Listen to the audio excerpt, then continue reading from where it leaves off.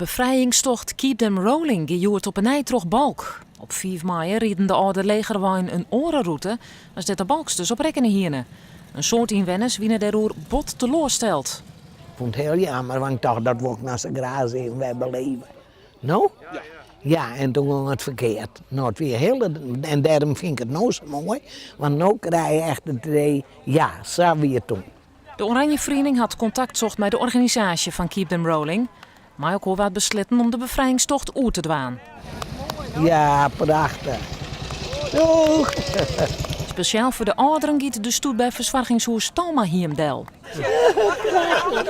Hoe is dit? Nou, ik vind het geweldig, ja. En brengt jou dat wij weer om in de tijd? Ja, absoluut. Ik heb alle herinneringen erom, hè. Ik vind het zo geweldig.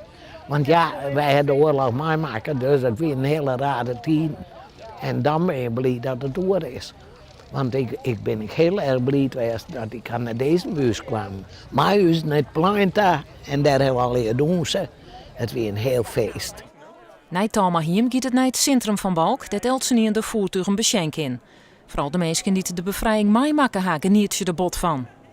Dat zit in je bloed, van vroeger nog. En ik had de oorlog, ik wou alles goed bakken. En toen ik naar deze bus in het dorp kwam, nou ja, de boer zei, oh ja, even scheen nou. Maar ik zag nou, dat ik nou de Harley Davidson stond. Want recht na de oorlog heb ik zo'n Harley Davidson gewoon. Ja, hè? Maar zo'n breed stuur. En dan draait je even naar weer de kanaal, dan weer de wat jongen. Dat is hier de jonge meisje wat schrikken, toch?